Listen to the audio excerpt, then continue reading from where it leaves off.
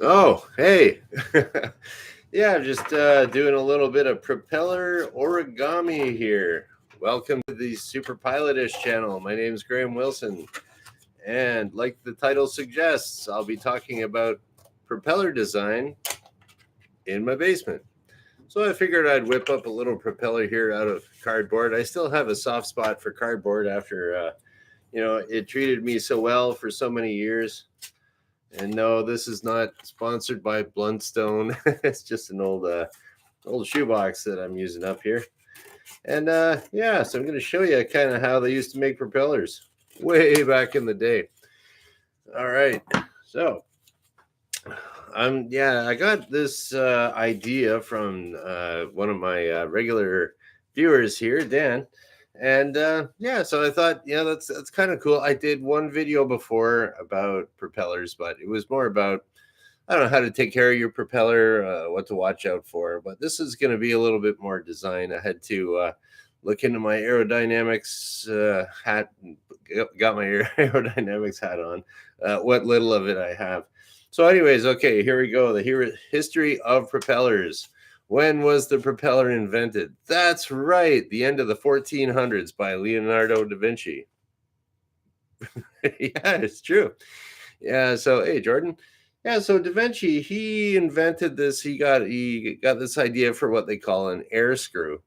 So I got myself a little lag screw here out of the old actually I got it was in the country doctor tobacco can. That's where Grandpa used to keep his old screws and stuff like that. So anyways, I figured as a prop, there we go. We got the air screw. So Da Vinci's idea was like, hey, okay, this thing, if I'm going to screw this into the wood, it goes down into the wood like that, right? Well, so Da Vinci was thinking, hey, what if we just get something that's bigger and it goes into the air, it screws up like that? So there we go. That's the idea of that's the idea of the air screw. And that's still kind of used today for propellers, where if you have the big ships, they'll still call the propellers on the big ships, they call them screws. So water screws, I guess. So yeah, so there we go. Fast forward 400 years from there, the end of the 1800s. There was a guy by the name of Alexander Graham Bell, good middle name.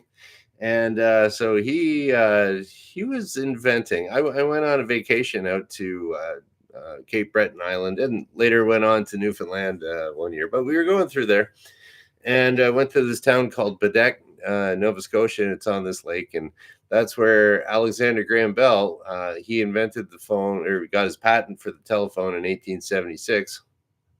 I just happened to know that. I didn't read it on Wikipedia before going on air.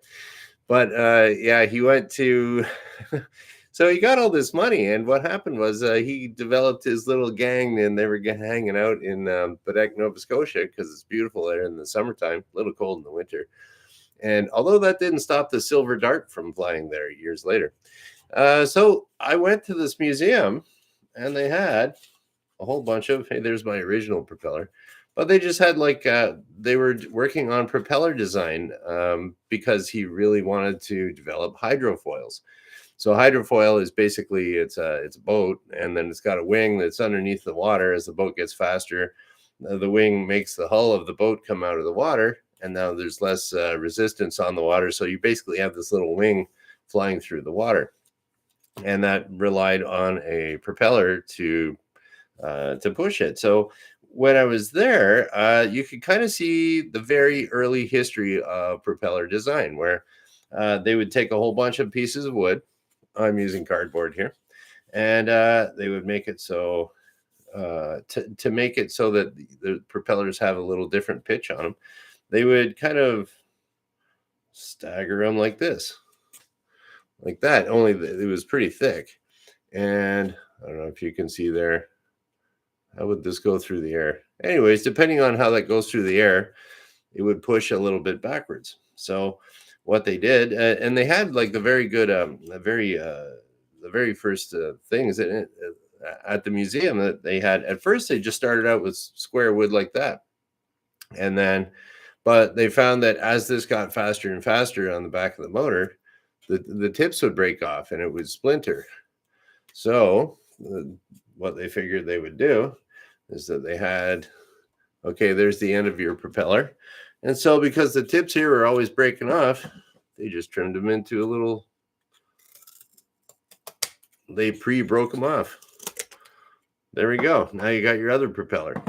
And so they did that, and then they could make it thicker, stronger. They'd laminate it and everything, and they had all different types of sizes of propellers there, and it ended up working. And it got to the point where they said, "Okay, that works, but let's make it nice and smooth." So they would carve them out of wood, and they would shape them with wood.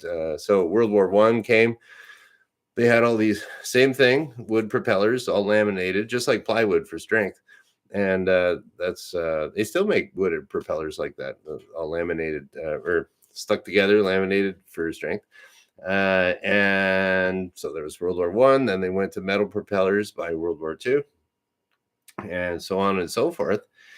And so now, when we're designing propellers, we don't have to glue a bunch of stuff together and trim off the edges. There's all kinds of computer technology out there that's fantastic at developing these things, and they can be simulated. So I knew a guy that was doing his master's in engineering, and he, at the university, this was just a few years ago, they were designing, his PhD was on all the temperatures and pressures of a little tiny corner of a turbine blade made out of titanium or whatever. And it was just this very, very specific. And that's what, when people do their PhDs, usually it's not like, I'm designing the greatest bridge in the world or I'm going to make a spaceship. It's like, no, okay, we found how can we replicate the tiny micro cracks that can be at the molecular level at the very corner of this little turbine blade. And he showed me like the simulations that he was running, and it would take a really fast computer tons of time to crunch all the different data and air flows over that little tiny corner that they had a problem with. So in a way, he was doing a PhD version of he's doing a PhD version of this. Instead of snipping them off, he's doing the computer part of it, just finding the little corner. And so there's all kinds of things that you'd have to worry about that, because like, how fast is the plane going through? How fast is the turbine going through the air? What's the temperature? And then have to simulate it and graph how everything that, what would the failure rate be? Exactly, Shecky doing the math. And so, hey, Dan. So yeah, so I mean, there's always that fine tuning of propellers that's being done, and some of the propellers you might see nowadays. I'll put the cardboard propeller over here. I'll whip out the old whiteboard. It's always handy. Okay, so we got the whiteboard. So some of those propellers you might see, I think they're called scimitar propellers, scabbard propellers. I didn't even look. You might see some swoopy looking propellers like that now. Well, that's really not round. Anyway, there's kind of a swoopy ones like that you can get now. They're very expensive. They're made out of carbon fiber, and they all these propellers have their own uses and their own specialties. Like in aviation, everything's a trade-off. Here we go. We got our funky little propeller like that made out of carbon fiber. So the trade-off there is that it can make you go faster, but it's super expensive. So there's your trade-off. The general rule in aviation is if you want to go faster in aviation, you just add more of this to the airplane and it goes faster. So that's the secret to aviation. Works for boats too, apparently. So yeah, so here we go. This is what Dan sent me a video, and I put a link in the description below to the video that it's about this company called Zipline, and they have these drones that are going out right now. They're working in Rwanda, and I've looked into it, and they've been around for a few years actually, but I never heard of this company before. And they got these drones flying, delivering blood and medication and all kinds of stuff in Rwanda, and it's just a drone, and it goes and drops it off. Hey, Vanessa Kitty. And so it was pretty weird, and it was kind of neat when I saw this video that they would have this. It's basically like a little carbon fiber airplane, and it would fly over, and then when it gets to the right GPS coordinate, it would drop a parachute out. It would parachute the blood for the clinic or whatever. And it was kind of neat watching that video because I could tell that it was blood in there because it looked like a cooler bag. So that's what actually I'm looking at a cooler bag over in my camping stuff. But anyways, yeah, that's the way they deliver blood, and I had to do that for my job before. I would be picking up blood from a little clinic and then bringing it back to the airport, and then a courier service would pick up the blood samples and then take it off to the lab to get checked out. So I would carry my blood with me, and it was it's just all they do is they put it in a regular cooler with a freezy pack in it. If you are transporting blood, it's considered a biohazard, but as a charter pilot, you are exempt from any special training for biohazard training if it's blood or organs. So if somebody chartered me to go take a heart up to a hospital up in Toronto, I could do that, no problem, no requirements necessary. Just so you know. Okay, looking for the next time you bring a heart to somebody. Okay, so yeah, this propeller was really cool that that was in the video, and if you watch the video, you'll see it looks like looks like a wishbone. It's like, if you're gonna have your chicken or whatever, turkey. How do I draw a wishbone here? I don't know. Ooh, something like this. Here's a wishbone here. And we got a little fatter part at the bottom of the wishbone. Okay, it looks, it doesn't look that. There you go. There's your propeller. And that's pretty much the scale. So it actually is longer. The two blades of the propeller are actually longer on the one side, longer and thinner. And then this propeller blade over here is shorter and wider. So I was looking at that, and I was like, that had to be designed not by snipping out cardboard and trying it out. That was definitely designed by a computer-aided design. And that's amazing. I looked at some other videos, and somewhere at MIT, they made this funny little screw propeller thing. And so now with the computer-aided design, you can just think of anything, stick it in there, and then they have basically air behaves basically like a fluid, like a liquid. So the original air, like Burt Rutan, he always designed his planes using a software that was used for boats and boat propellers and boat hull design. But it was just like, okay, we'll just change the density of the water to that of air, and then it'll model what that fluid is, and it acts exactly the same. And actually, same with steel. Steel actually acts like a fluid, believe it or not. And that's why if you're drilling and you'll have like a little chip kind of coming off of your drill, well, that's at the very cutting edge, it flows and curls just like water or air. So that's why you get that little curl off of it. And that's why steel is always good to, everyone still uses steel for machining because it's easy to cut and it's not abrasive. It just peels off like water or air. Bet you didn't know that. And or maybe you did. Okay, so this is like the funny wishbone propeller. And the cool thing that they figured out about that was that it's really quiet. And in the video, if you check it out, it's I would love to check it out in real life. But if you could get the as quiet as they say it is, that could be really revolutionary for all kinds of things.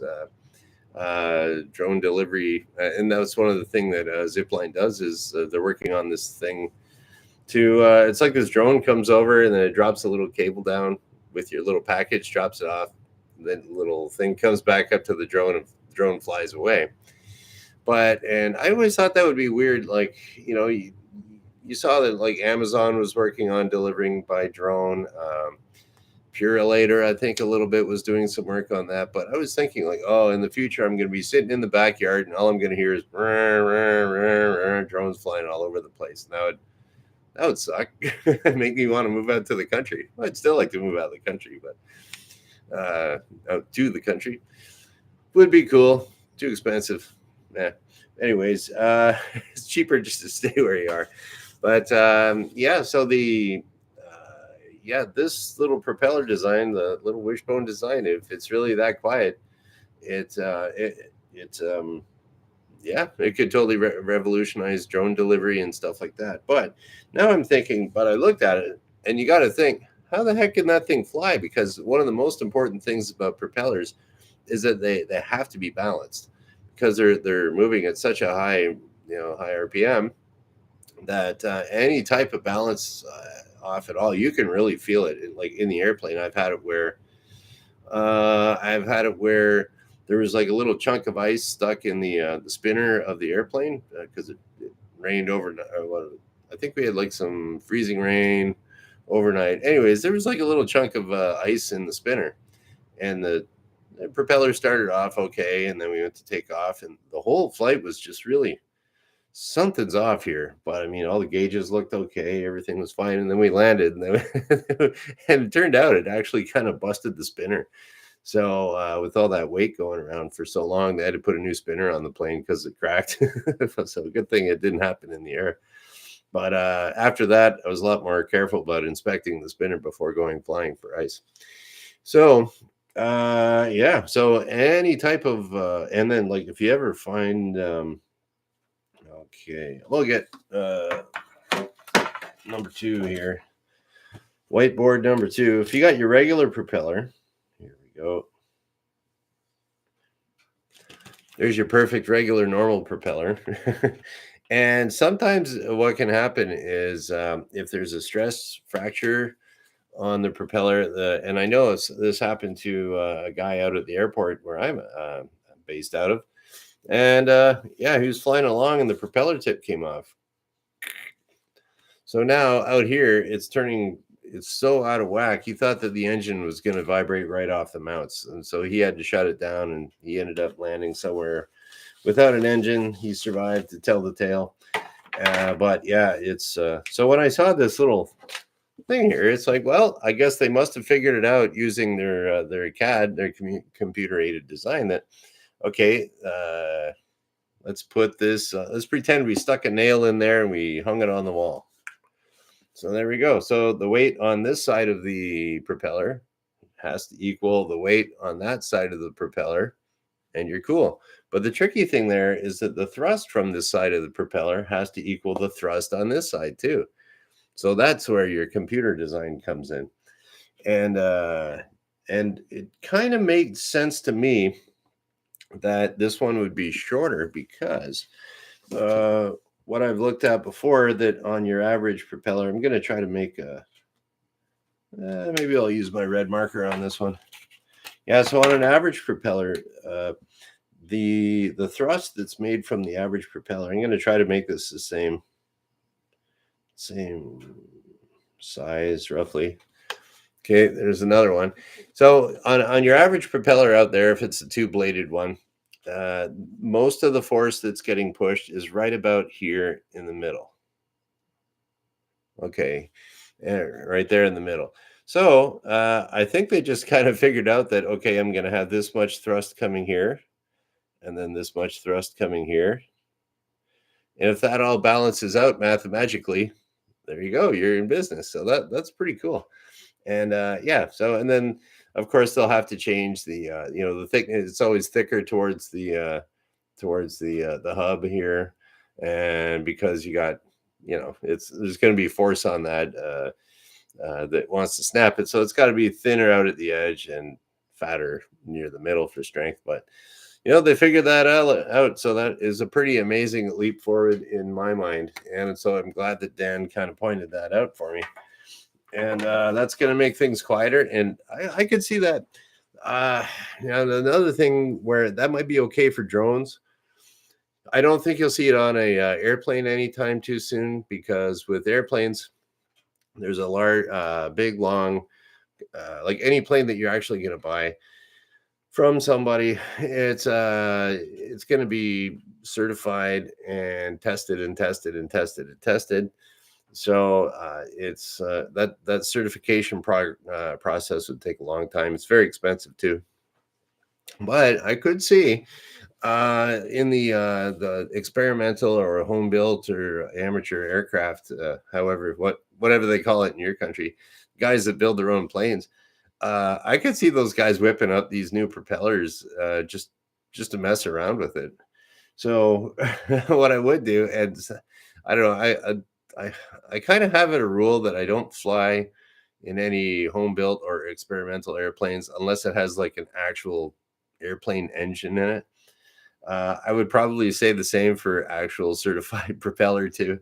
But any word to the wise, if you are going to be out there designing any of these things, I would recommend a push-pull design of the aircraft. So you have one maybe electric motor in the front, one in the back. If one fails, if the propeller goes wonky on you, then you can shut it down and you still have thrust from the other one.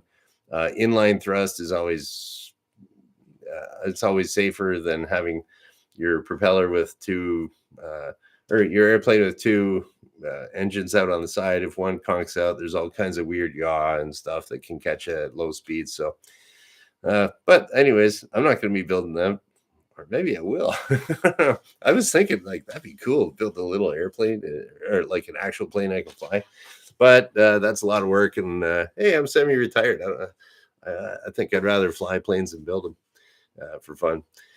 So that is about it for here. Yeah. Okay. And so, like I said, there's a little link to this cool video about zipline drones, and it's just I can totally see it catching on within a few years here in North America. It's some pretty wild technology that has come of age, and it's been tested quite a bit. We've been flying around with drones without incident for quite a while. I mean, every once in a while you get a kid he's taking a picture of, oh, the 737's flying. I'll come off the wing and take a picture of it.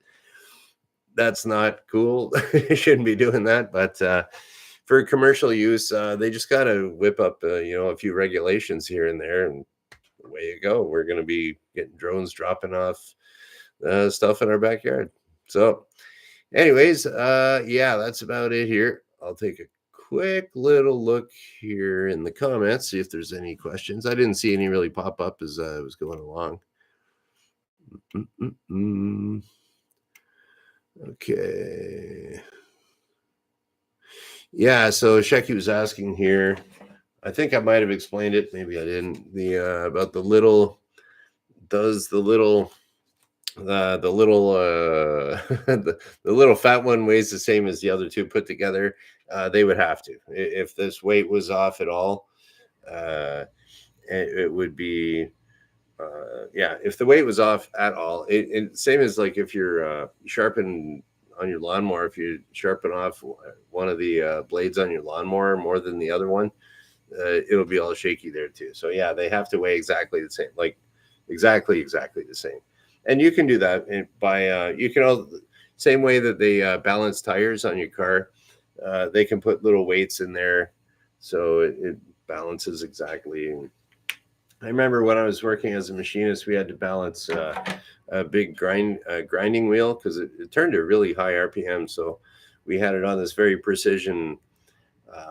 It was kind of like a very, I don't know, some precision little bearing thingamajiggy, and we'd put there, and then you'd have to, if you change the grinding wheel, you'd have to balance it. So you'd move it, and then okay, move a little counterweight over here.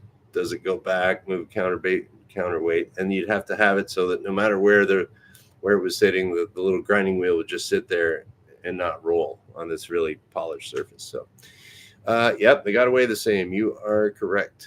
Very good. Okay, so that's about it. Today is Wednesday, hump day. After this, we're over the hump because we are afternoon. Why are we afternoon? How do I know it's afternoon? Because I do this Monday, Wednesday, Friday at noon Eastern. And thanks for checking things out here today. We're going to shut her down. Thanks for watching. Bye.